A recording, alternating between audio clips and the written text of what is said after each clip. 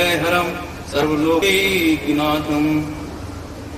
गुरुर्ब्रह्मा गुरुर्विष्णु गुरुर्देव महेश्वरा गुरुर्साक्षात् परब्रह्म तस्मै श्री गुरुवे नमः। श्रीमते रामानुजाय नमः। श्री सुदर्शन गुरुवे नमः। प्रिय भक्तों, आज मैं यहाँ पर प्रवचन सत्संग करने नहीं आया हूँ, बल्कि गुरु महाराज से जो संदेश मुझे मिला वही संदेश मैं आपके सामने आया हूँ। प्रिय भक्तों, प्रेमियों, यहाँ आए हुए सभी भक्तों का मैं शुभ अभिनंदन करता हूँ।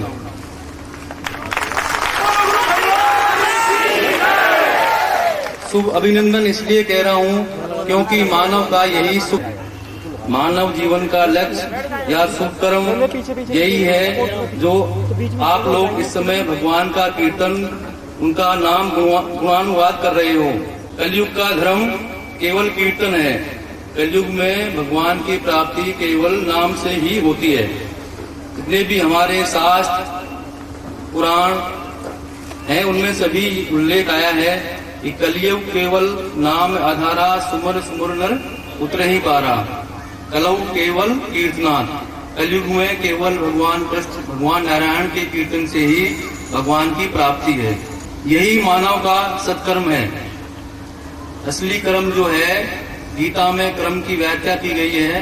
तो कर्म रोजी रोटी कमाना, धंधा करना, घर परिवार का ध्यान रखना, ये कर्म नहीं है। जो भगवान के निमित्त निस्वार्थ भाव से किया जाए वही सत्कर्म है। किया भक्ति नहीं की वह इंसान सुअर कुत्ते के बराबर है, ऐसा शास्त्रों में लिखा है।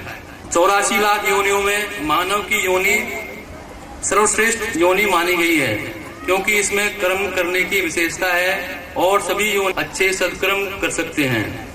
इसलिए मनुष्य को हमेशा अच्छे कर्म ही करने चाहिए।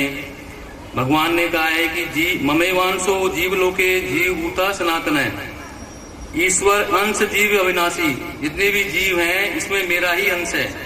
जितने भी प्राणी मात्र हैं उसमें भगवान का ही अंश है। पर यह मनुष्य का शरीर जब भगवान कृपा करते हैं तभी प्राप्त होता है।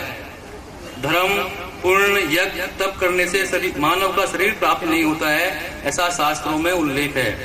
कबहू कर करुणा नर देही देत ईस बिनु हेतु सनेही। वो भगवान नारायण जब कृपा करते हैं तभी यह हमें मानव का शरीर प्राप्त होता है। उसमें भगवान का लेस मात्र भी कोई प्रयोजन या स्वार्थ नहीं होता है। मानव शरीर देवताओं को भी दुर्लभ है। देवता भी मानव योनि के लिए तरसते रहते हैं। यह ऐसी योनि है जिसमें जीव अपना कल्याण कर सकता है। एक व्याख्यान में आपको सुनाता हूँ। परमात्मा श्री हरि, कृष्ण, नारायण, यह सब अविनाशी हैं। इनका कभी भी नाश नहीं होता। परमात्मा का जन्म नहीं होता, वो प्रकट होते हैं। प्रत्येक मनवंतर में भगवान अवतारण धारण किए हैं। भागवत के 8वें स्कंद में मनवंतर की कथा है। तो ब्रह्मा जी के एक दिन में 14 मनु राज्य करते हैं। प्रत्येक मनु के राज्य में भगवान का विशिष्ट अवतार होता है। हमारे शास्त्रों में वर्णन है कि हमारे 4,32,000 वर्ष पूरे होते हैं तब कलयुग पूर्ण होता है। 4,32,000 वर्ष का कलयुग का प्रमाण है। जब 8,64,000 वर्ष पूर्ण होंगे तब द्वापर युग की समाप्ति का प्रमाण है। और 12,96,000 वर्ष पूर्ण होने पर त्रेता युग का प्रमाण है।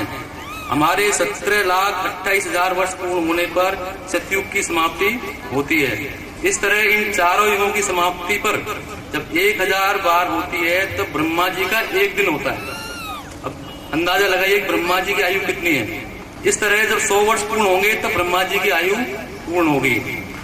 तो हरि अवतार में गजराज का प्रभु ने उद्धार किया। सुखदेव जी ने परीक्षित जी को ये कथा सुनाई कि त्रुक्टाचल पर्वत पर एक अति बलवान हाथी था। वह जंगल का राजा था। उसके मस्तक से मद निकलता था और बड़ा ही बलवान था। उसकी गंध से शेर, बाघ, जितने भी जानवर थे वो सब डरते थे। जो है एक बार गर्मी पड़ रही थी तब हथनियों के साथ अपने बच्चों को लेकर वह सरोवर में जल क्रीड़ा करने गया। तभी उस सरोवर में रहने वाला मगर वहां पहुंचा और उसने हाथी का पैर पकड़ लिया। हाथी ने पैर छुड़ाने की कोशिश की पर वह सफल नहीं हुआ। जल के अंदर मगर का बल बढ़ जाता है, पानी के अंदर मगरमच्छ का बल जो है 100 गुना हो जाता है। बहुत दिनों तक गज और मगर का युद्ध चलता रहा। हाथी को पानी में खींचकर ले जाने लगा मगर हथनियों को विश्वास हो गया है कि अब मगर मरेगा, बचेगा नहीं, तो वो भी उनको छोड़कर चली गई। हथनियां भी उनका साथ छोड़ के चली गई। तब हाथी अकेला रह गया। वह सोचने लगा कि मेरा कोई नहीं है। तब उसको अंतर ध्यान पुरानी बातें याद आई और वह हरि हरि पुकारने लगा। जीव जब अति भय से प्रभु को पुकारता है तो भगवान नारायण तुरंत दौड़ के चले आते हैं। भगवान नारायण उसकी पुकार सुन के दौड़ के आए और सुदर्शन चक्र से मगर को मार डाला। गजराज को उन्होंने सदगति प्राप्त की। तो इस तरह भगवान ने गजराज का मोक्ष किया। तो सभी को भगवान का नाम स्मरण करते रहना चाहिए। रामायण में लिखा है कि भाव कुभाव अनक आलस हूँ, नाम जपत मंगल दिस दस हूँ। चाहे आप भाव से भजे या कुभाव से, उसका फल आपको जरूर मिलेगा। इसलिए भगवान का नाम आप लोगों को लेना चाहिए और हमें अपने मानव जीवन का एक लक्ष्य बनाना चाहिए कि हमें क्या करना है। तो मानव जीवन का लक्ष्य परमात्मा की प्राप्ति ही है, इसके अलावा कुछ है नहीं। इसलिए सभी को परमात्मा की प्राप्ति के लिए भगवान का नाम स्मरण करते रहना चाहिए। कलयुग समझुग आन नहीं, जो नर कर विश्वास, गाय राम गुण विमल भव तरब नहीं प्रयास। कलयुग में भगवान की प्राप्ति सरल बताई गई है। सतयुग द्वापर त्रेता, सतयुग में सत्य और यज्ञ के द्वारा भगवान की प्राप्ति होती थी। द्वापर में पवित्रता और पूजा के माध्यम से भगवान की प्राप्ति हुई।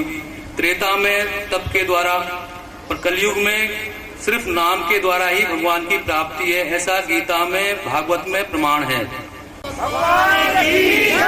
नारद पुराण में भी यही आया है कि हरेर नाम हरेर नामो ही केवलम, कलऊ नाचते वे गति रंथया।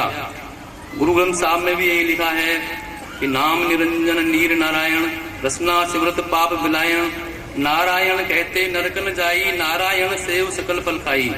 जिसकी जिह्वा पर नारायण शब्द है उसके पाप नष्ट हो जाते हैं, वह कभी भी नरक में नहीं जाएगा, ऐसा शास्त्र कहते हैं। नारायण की सेवा से धर्म अर्थ काम मोक्ष चारों फलों की प्राप्ति सुगम है। एक सूफी संत ने लिखा है कि न कीजिए कथा ताल्लुक हमसे, मोहब्बत ने सही अदावती सही। इसका अर्थ यह है कि हमसे संबंध बनाए रखिए, प्रेम नहीं तो दुश्मनी का ही संबंध रखिए। संबंध तोड़िए नहीं, समय आने पर शत्रुता भी प्रेम में बदल जाएगी। इसलिए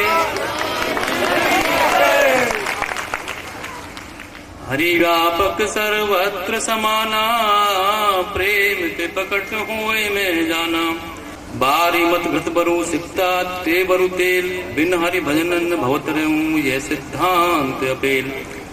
पानी से घी निकल सकता है और बालू से तेल निकल सकता है, पर बिना हरि भजन के भवसागर से पार नहीं हो सकते। इसलिए भगवान का भजन सिमरन हमें करते रहना चाहिए।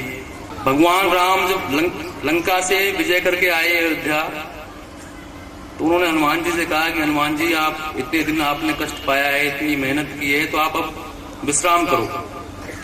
तो भगवान हनुमान जी कहते हैं भगवान से कि कह हनुमंत विपत प्रभु सोई, जब तक सुमरन भजन न हुई। हनुमान जी कह रहे हैं भगवान राम से कि मेरे लिए तो आपका नाम ही आराम है, जब तक आपका भजन सुमरन मैं नहीं करूंगा तब तक मैं उस दिन को विपत्ति के दिन में मानूंगा। तो आप सभी लोग नित्य प्रति जितना भी समय मिले 5 मिनट 10 मिनट भगवान की आराधना ध्यान जरूर करें।